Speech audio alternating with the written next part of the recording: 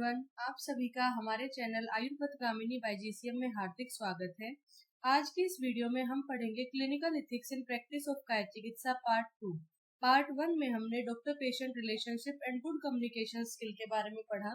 अब हम इस वीडियो में गुड कम्युनिकेशन स्किल को एक एग्जाम्पल से और जो मेडिकल लॉज एंड इथिक्स हैं उनको इस वीडियो में कवर करेंगे। तो चलिए शुरू करते हैं। Example of good communication in practice. First is breaking the bad news. कोई भी बैड न्यूज को ब्रेक करना है या पेशेंट को बताना है तो उसके लिए एक स्पेसिफिक प्रोटोकॉल है जो कि है स्पाइक्स प्रोटोकॉल। स्पाइक्स में हर वर्ड की एक फुल फॉर्म है और उसी को फॉलो करके कोई भी बैड न्यूज जो है वो पेशेंट को ब्रेक करनी है या बताना है। स्पाइक्स की फुल फॉर्म क्या है? एस से सेटिंग, पी से परसेप्शन, आई से इन्विटेशन, के से नॉलेज, ई से इमोशंस एंड एस से strategy and summary. Second is dealing with an anxious patient. अगर कोई एंजियस पेशेंट हमारे पास आया है तो अपनी जो टोन है वो मेंटेन करके रखनी है। रीएश्योर विद फैक्ट, पेशेंट को रीएश्योर करना है फैक्ट के साथ। Avoid dismissive phrases like it's nothing. तो ये सब हम एक एग्जांपल के थ्रू यहाँ पे कवर करेंगे। Explaining a complex diagnosis, use apologies, offer written instructions और विजुअल एड्स। तो हम ये अब देखते हैं कि कैसे किसी पेशेंट को बताना है हमने। First is S. एस से क्या था? Setting. Setting and listening skills. Setting up an interview. For example हमारे पास कोई कैंसर का पेशेंट है और उसकी बायोप्सी की रिपोर्ट आई है और वो हमने पेशेंट को बतानी है।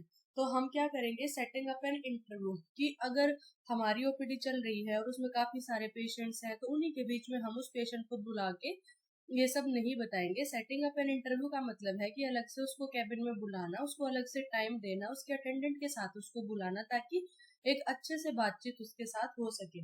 टॉक प्राइवेटली अपने कैबिन में पेशेंट को उसके अटेंडेंट के साथ बुला के बाकी पेशेंट्स को हम एक टाइम के लिए रोक दें या फिर हम कुछ ऐसा टाइम पेशेंट को दें जिस टाइम पे हम उनसे आराम से बात कर सकें। इन्वॉल्व फैमिली मेंबर्स या रिलेटिव्स, कोई अटेंडेंट उनका जरूर हमें इन्वॉल्व करना है इसमें। Ask patient to sit down. जब हम पेशेंट को बुलाएंगे तो उसको सबसे पहले कहेंगे कि आप आराम से बैठ जाइए। उसके साथ कनेक्शन बनाना है।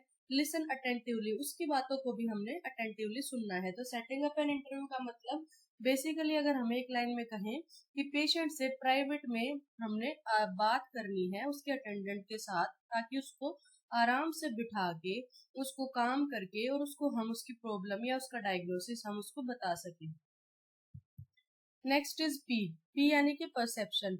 Assessing patients perception. पेशेंट का परसेप्शन जानना बहुत जरूरी है कि पेशेंट उस टाइम पे क्या फील कर रहा है, उसका जो प्रॉब्लम था या डिस्कम्फर्ट था बढ़ रहा है घट रहा है, क्या हुआ है। फॉर एग्जांपल हमारे पास पेशेंट आया था, उसका डायग्नोसिस तो अब तक हुआ नहीं है, पेशेंट को कोई प्रॉब्लम थी, उसके लिए हमने उसको इन्वेस्टिगेशन एडवाइस करी और कोई ट्रीटमेंट दे के पेशेंट को भेज दिया। तो जब नेक्स्ट विजिट पे पेशेंट आया तब तक उसकी रिपोर्ट हमारे हाथ में है, हमें पता है कि उसका डायग्नोसिस क्या है, लेकिन जो हमने ट्रीटमेंट दी थी उसके बाद उसको कैसा फील हुआ, उसकी जो दिक्कत है वो घटी या बढ़ी, ये सब। What do you think the same treatment will work, ये पेशेंट से हमने पूछना है कि आपको कैसा लगा ट्रीटमेंट के बाद। Example, raise level of serum creatinine, dialysis is not working, need a kidney transplant. तो मतलब ये हमने पहले पेशेंट का परसेप्शन लेना है कि पेशेंट को जो स्पेसिफिक दिक्कतें थी उसके बारे में मेडिसिन लेके ट्रीटमेंट लेके उसको कैसा लगा या उसको आगे क्या लग रहा है। हम उससे पहले पूछेंगे कि आपको क्या लग रहा है कि क्या हो सकता है, या आपकी दिक्कतें बढ़ रही हैं या आपको आराम लग रहा है, कुछ अच्छा लग रहा है या कोई दिक्कत बढ़ रही है।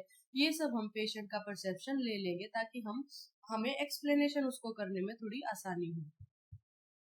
Next is I. आई का मतलब क्या है? इनविटेशन। अब उसको इनवाइट करना है कि आप बताइए आप मेरे से क्या जानना चाहते हैं।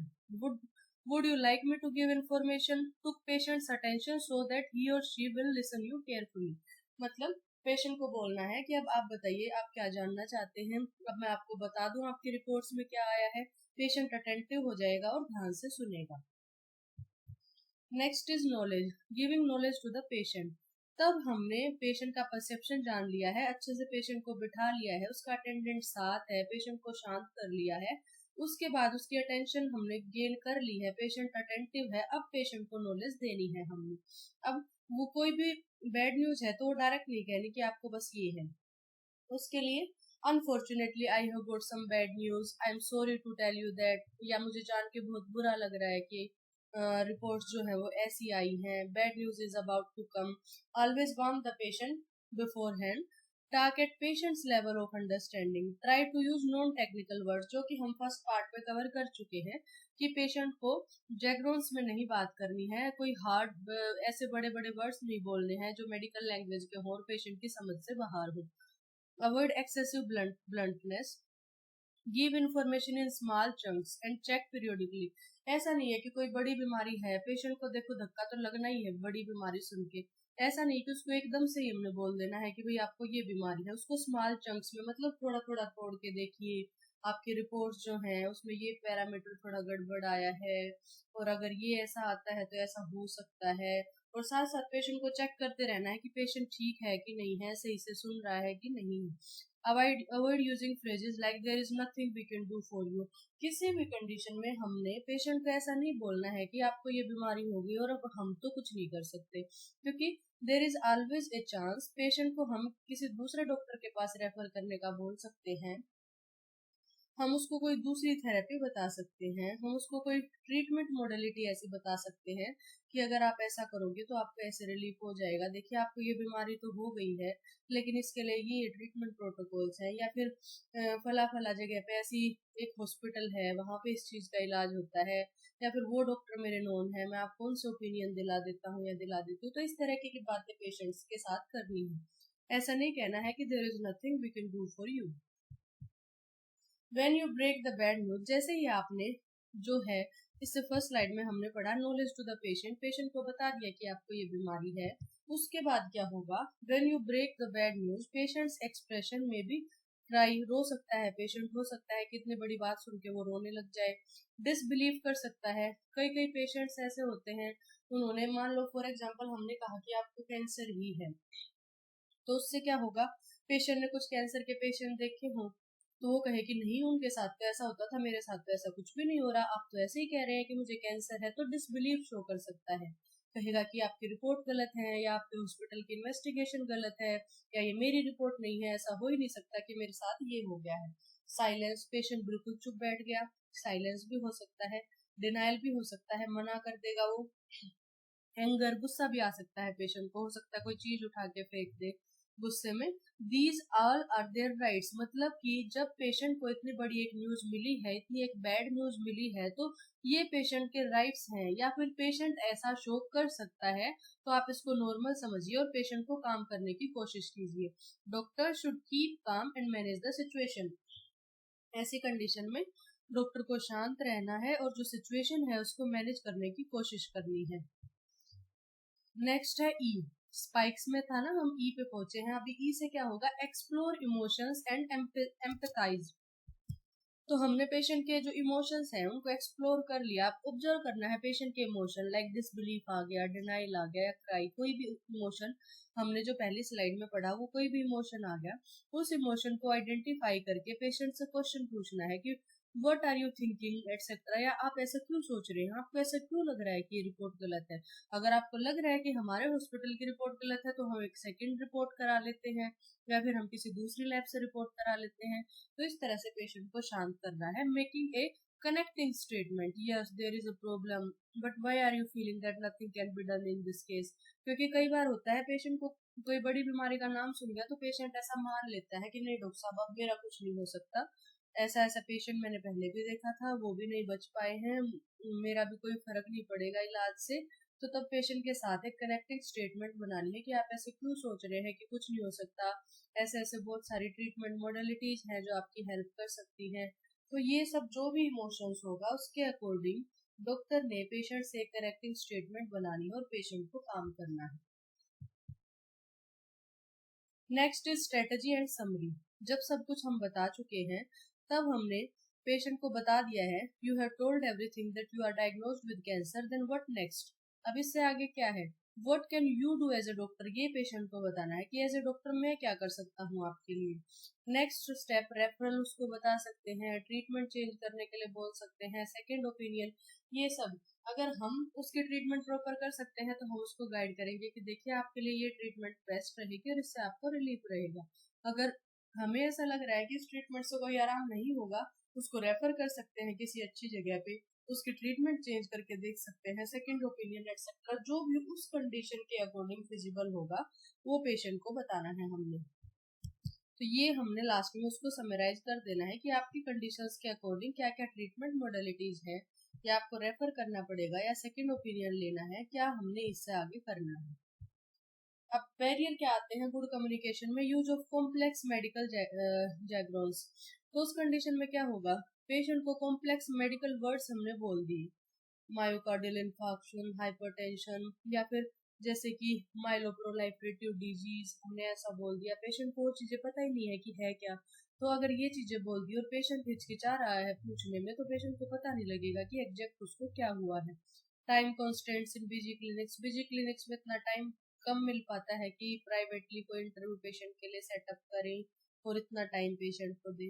कल्चरल और language differences, doctors emotional detachment और बर्नआउट, ये भी हो सकता है। पेशेंट्स लो हेल्थ लिटरेसी और एंजाइटी में पेशेंट बातों को समझने की कोशिश नहीं करेगा, तो ये सारे बैरियर्स आ सकते हैं। How to improve, for doctors and medical students attend communication workshops, time time पे वर्कशॉप्स अटेंड करते रहें। प्रैक्टिस विद रोल प्लेइंग और साइमुलेशंस, जैसे कि स्टूडेंट हैं अगर हम, तो कोई रोल प्ले या केस सिनेरियो टीचर स्टूडेंट को दे सकता है जिसके जरिए वो बार बार प्रैक्टिस कर सकते हैं। Reflective practice, reviewing your own interactions, अपने आप जब प्रैक्टिस करेंगे और उनको रिव्यू करेंगे तो उससे भी हम बहुत कुछ सीखते हैं। Seek feedback from peers, mentors और पेशेंट, उनसे फीडबैक हम ले सकते हैं।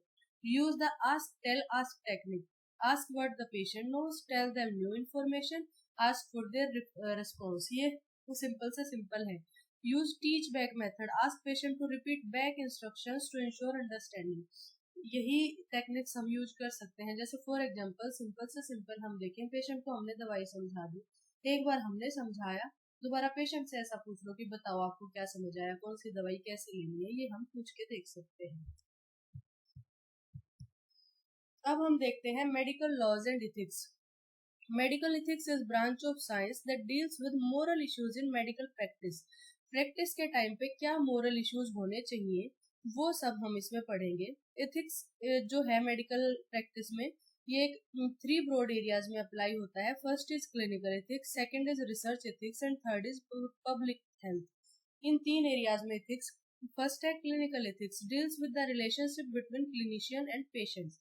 क्लिनिशियन और पेशेंट की जो रिलेशनशिप है उसमें क्या क्या एथिक्स फॉलो होने चाहिए वो सब इसमें आएंगे, क्लिनिकल एथिक्स में आएंगे। Research ethics deals with issues related to clinical research. This is to ensure not only that research is conducted safely but also that the rights of the participants are paramount.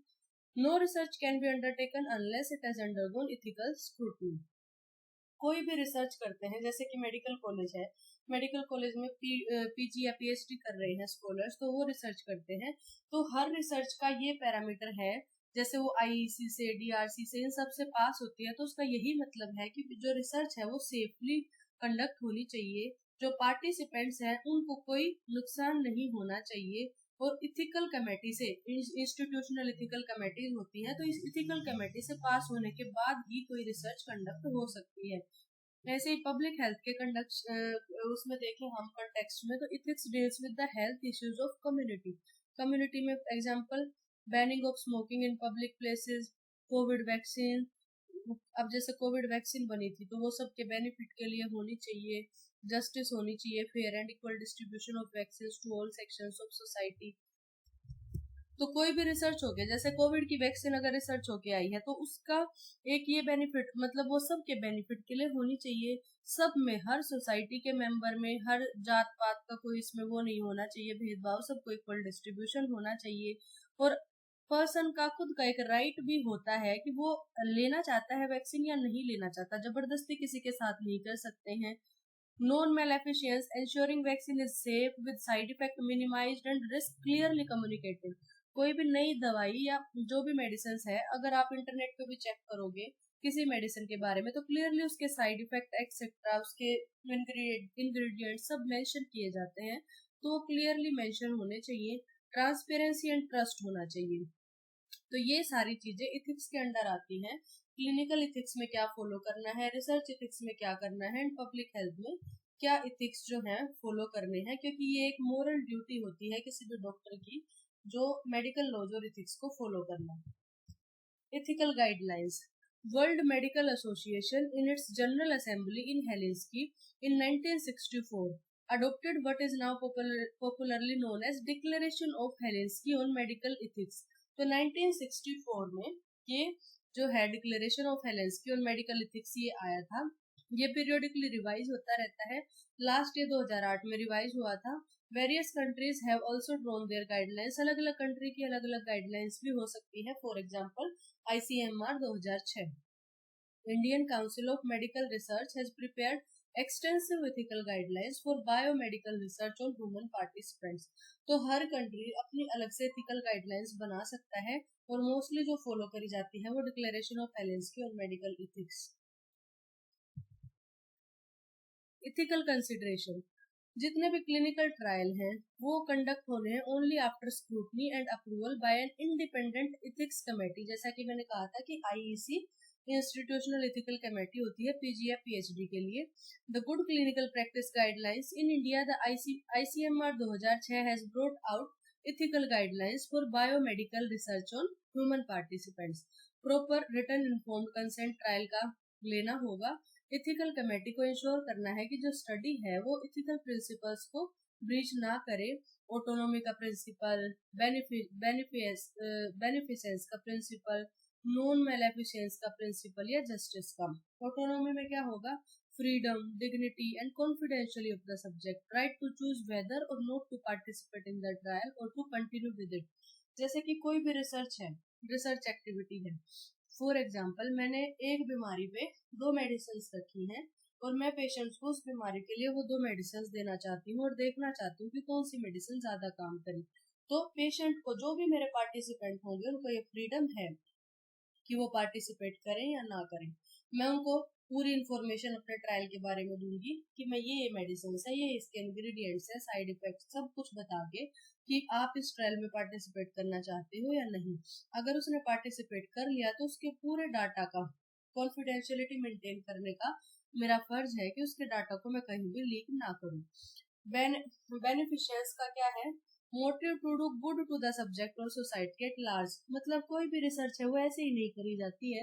Research का main M ये होता है कि वो society के काम आए, वो लोगों के काम आए। कोई मेडिसिन हम कर रहे हैं, इफेक्टिव है या नहीं है, कॉस्ट इफेक्टिव होनी चाहिए, पेशेंट के बजट की होनी चाहिए, तो ओवरऑल उसके बेनिफिट देख के वो रिसर्च करनी है। नॉट टू डू हार्म और put the participant at risk. कोई भी ऐसी रिसर्च नहीं करनी है जिसमें पार्टिसिपेंट्स को कोई रिस्क हो या कोई नुकसान हो। और observance of fairness, honesty and impartiality in obtaining, analysing and communicating the data. Medical practitioners have to retain records for 10 years to avoid legal trouble. 10 साल तक जो मेडिकल प्रैक्टिशनर्स हैं उनको अपना रिकॉर्ड जो मेंटेन करके रखना होता है to avoid any legal trouble. Consent हम आगे जो है डिटेल से जब कंसेंट्स के टाइप पढ़ेंगे तब हम इसको देखेंगे। अब हम देखते हैं who can give consent. For simple medical examination the minimum age of consent is 12 years। Minimum age कितनी है सिंपल मेडिकल एग्जामिनेशन के लिए? 12 साल। For consenting to have any major diagnostic और थेरेपेटिक प्रोसीजर, या किसी की सर्जरी होनी है, मेजर प्रोसीजर होना है, the age is above 18 years according to IPC section 87 to 93। कोई भी कंसेंट देने के लिए patient should be mentally sound and he और she should not be under any fit और any conception. Patient should not be sedated. ना तो patient किसी सिडेशन में होना चाहिए, बेहोशी की हालत में है, किसी नशे में है, उसको कंसेंट नहीं माना जाएगा। मेंटली फिट होना चाहिए। अगर मेजर प्रोसीजर है तो उसके लिए मिनिमम एज है अब 18 years और सिंपल मेडिकल एग्जामिनेशन के लिए है मिनिमम एज 12 years। अब है टाइप ऑफ कंसेंट। ये 6 टाइप की कंसेंट है जिनको हम 1 by 1 कवर करेंगे। First is informed consent.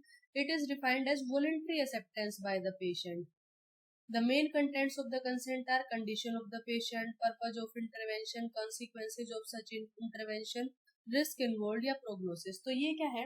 Voluntary acceptance by the patient कि पेशेंट को इन्फॉर्मेशन दे दी है प्रॉपर और उसके बाद वो कंसेंट देता है। पेशेंट की कंडीशन पे डिपेंड करेगा। ये जितने भी कंसेंट है ना वो डिपेंड करते हैं कि कैसी कंडीशन है, पर्पस क्या है, कॉन्सिक्वेंसेस क्या है, क्या रिस्क हो सकते हैं, क्या प्रोग्नोसिस है। तो वॉलंटरीली जब पेशेंट को इन्फॉर्मेशन देने के बाद पेशेंट कंसेंट देता है तो वो क्या होगा, informed consent. Next is expressed consent. Expressed consent oral भी हो सकता है और रिटन भी होता है, लेकिन जो रिटन कंसेंट है वो सुपीरियर माने जाते हैं क्योंकि इसकी एविडेंशियल वैल्यू है। कोई रिटन चीज है उसको हम एज ए डाटा स्टोर कर सकते हैं। Oral consent it should be taken it the presence of uninterested third party. कोई भी उस पर्सन से रिलेटेड या डॉक्टर से रिलेटेड कोई नहीं होना चाहिए। अनइंटरेस्टेड एक थर्ड पार्टी मेंबर की प्रेजेंस में ओरल कंसेंट लिया जाता है। Mainly in cases where intimate examination of female is required in conditions में text necessitating removal of body fluid, radiological examination can be done after securing oral consents। तो यहाँ पे ये expressed consent है, oral और written दो form में। Next is implied consent। This is only for routine examination and treatment. This does not extend to the performance of intimate examination or diagnostic procedures. If there is slightest chance of any complication, then expressed consents। जो implied consent है वो routine examinations के time पे जो हम consent लेते हैं वो implied consent है, और इसमें intimate examination या कोई major procedure नहीं आता है।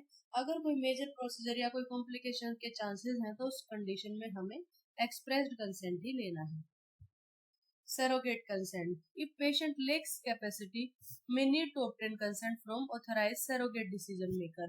कोई गार्जियन है, उसका पेरेंट है, फैमिली मेंबर है, उनसे हम ले सकते हैं। पेशेंट किन कंडीशन में है, अगर अनकॉन्शियस है, मेंटली अनफिट है या माइनर है, कम एज का है, बच्चा है, अपने डिसीजन खुद से नहीं ले सकता, या इमरजेंसी है, जब पेशेंट की जो परमिशन है हम नहीं ले सकते इमीडिएटली, तो उन सब कंडीशन में जो पेशेंट के गार्जियन होंगे, पेरेंट होंगे या फैमिली मेंबर होंगे, उनका कंसेंट हम ले सकते हैं और उसको हम क्या कहेंगे, surrogate consent. Next is advance consent. It is the consent given by patient in advance before death. ठीक है, डेथ से पहले पेशेंट ने कंसेंट दे दिया है, वो क्या होगा, advance consent. Next is proxy consent. It is given by an authorized person when the patient is not competent to make medical decisions himself or herself, such as pediatric patient या severely ill patient। तो कोई एक person ऐसे authorise कर दिया जाता है, given by pre-designated a proxy through a legal document such as medical power of attorney or advance directive। जैसे कि फॉर एग्जाम्पल किसी के मदर नहीं है और फादर जो है वो सीवियरली इल है, तो वो किसी एक ऐसे पर्सन को ऑथराइज कर देते हैं अपने बच्चे के लिए। कोई मान लो 5 साल का बच्चा है, उसके फादर जो है वो नियर डेथ है, उनके चांसेस कम है बचने के, तो उन्होंने कोई पर्सन लीगली ऑथराइज कर दिया अपने बच्चे के लिए कि ये पर्सन मेरे बच्चे के लिए आगे डिसीजन ले सकता है लीगली, तो वो पर्सन होगा वहां पे प्रॉक्सी कंसेंट के अंदर। नेक्स्ट इज की note. If N unconscious patient brought by police from road, मान लो कि कोई एक्सीडेंट हुआ है और वहां पे कोई पेशेंट बेहोश हो गया है और उसको पुलिस लेके आई है और उसी टाइम पर उसका एसेंशियल ऑपरेशन करना जरूरी है। अब पेशेंट अकेला बाइक पे जा रहा था, उसका एक्सीडेंट हो गया, वो वहां पे पड़ा था, तो पुलिस वाले जो है वो उसको उठा के ले आए, तो ऐसी कंडीशन में कौन कंसेंट देगा, देन 2 और 3 डॉक्टर्स वो कंसेंट देंगे, साइन करेंगे कंसेंट पे कि इसका ऑपरेशन अभी जरूरी है और ये इमरजेंसी कंडीशन है। 2 या 3 डॉक्टर का जब कंसेंट होगा तो उसको आगे ऑपरेट कर सकते हैं। यहाँ पे ये एक एग्जांपल दिया गया है इन्फॉर्म्ड कंसेंट का। कंसेंट फॉर्म कैसा होता है, कोई भी ये पीजी की रिसर्च का एक कंसेंट फॉर्म है, जिसमें यहाँ पे दोनों लैंग्वेज में होना चाहिए, इंग्लिश में भी और हिंदी में भी, क्योंकि हर पेशेंट इंग्लिश नहीं समझ सकता, तो पेशेंट की लैंग्वेज के अकॉर्डिंग होना चाहिए। यहाँ पे आप इसको पढ़ सकते हैं। Name of the PG scholar भी है, पेशेंट का नेम, एज, सेक्स, उसका एड्रेस, कंसेंट, फिर यहाँ पे पूरी इंफॉर्मेशन दी गई है हिंदी में भी और इंग्लिश में भी, और फिर डेट, सिग्नेचर होने चाहिए स्कॉलर के भी और उसके गाइड के भी। तो ये एक इन्फॉर्म्ड कंसेंट का एग्जांपल है। Patients charter. Consumer protection act 1986 and CCPC, the central consumer protection council 1994, उन्होंने डेवलप किया हेल्थ एंड पेशेंट चार्टर। उसके कुछ इंपॉर्टेंट फीचर क्या है, पेशेंट के अधिकार क्या क्या है, right to health care and human treatment उनका राइट है, right to choice of care, वो अपनी चॉइस ऑफ केयर ले सकते हैं। Right to acceptable safety, right to adequate information, कोई भी उनका कोई प्रोसीजर हो रहा है तो उसके बारे में एडुकेट इन्फॉर्मेशन लेने का उनको अधिकार है। Right to consent and refusal, किसी भी रिसर्च में वो आना चाहते हैं, नहीं आना चाहते, जबरदस्ती किसी को नहीं लिया जा सकता। राइट टू कॉन्फिडेंशियलिटी, पेशेंट का जो डाटा है या रिपोर्ट है उसकी कॉन्फिडेंशियलिटी मेंटेन करके रखनी है। फॉर एग्जांपल कोई HIV पेशेंट है तो उसकी कॉन्फिडेंशियलिटी मेंटेन होनी चाहिए, उसके गार्जियन को या उसके अटेंडेंट को पता होना चाहिए, पेशेंट को पता होना चाहिए, लेकिन उसकी कॉन्फिडेंशियलिटी मेंटेन करके रखनी है। Right to health education and right to healthy environment, ये उनके सब राइट्स हैं पेशेंट की। Medical council of India act 1956, medical negligence act, negligence कब डिफाइंड होगी? As absence of reasonable care and skill. The medical negligence arise only when you owe a duty, जब आप किसी ड्यूटी पे हैं और वहां पे एक रीजनेबल केयर और स्किल की एब्सेंस हुई है, कोई नेग्लिजेंस हुई है, तो वो किसके अंडर आएगा? मेडिकल नेग्लिजेंस के अंडर आएगा। There is a breach of that duty and damage, harm या डेथ अकर्स, डैमेज हुआ है, पेशेंट को हार्म हुआ है या डेथ हुई है, which is directly attributable to treatment given to the patient and not a mischance or complication which is well documented. For example, कोई मेडिसिन है तो उस मेडिसिन के बारे में क्लियरली ये डॉक्यूमेंटेड है कि इस मेडिसिन से कभी कभी ऐसा रिस्क आ जाता है कि पेशेंट को ये हार्म हो सकता है या पेशेंट की इस वजह से डेथ हो सकती है, तो वो वेल डॉक्यूमेंटेड है, वो मेडिकल नेग्लिजेंस के अंडर नहीं आएगा। लेकिन कोई ऐसा प्रोसीजर या ऐसी ट्रीटमेंट जो गलत दी गई है, उसकी रीजनेबल केयर या स्किल गलत है, जिसके बाद पेशेंट को डैमेज हुआ है, हार्म हुआ है या उसकी डेथ हुई है, वो किस में आएगा? मेडिकल नेग्लिजेंस में आएगा। An error of judgement in diagnosis and management is not considered at negligence, कोई एरर है, अगर डायग्नोसिस है तो कोई भी डॉक्टर किसी बीमारी को किसी तरीके से देखता है, कोई किसी तरीके से देखता है, तो डायग्नोसिस अगर एक डॉक्टर ने ये बना दिया, एक ने ये बना दिया, वो नेग्लिजेंस नहीं है। लेकिन जब पेशेंट को डैमेज, हार्म या डेथ होती है और वो डायरेक्टली एट्रीब्यूटेड है उस ट्रीटमेंट के जो कि गलत दी गई है, तो मेडिकल नेग्लिजेंस में आएगा। In the course of management of patient, at times there may be a possibility of more than one diagnosis and also more than one line of treatment. तो इसीलिए कोई error of judgment in diagnosis होगा और management, वो negligence नहीं होगा। If a doctor chooses a particular line of diagnosis or treatment which may not hold after further investigation, and such an error of judgment is not considered as medical negligence.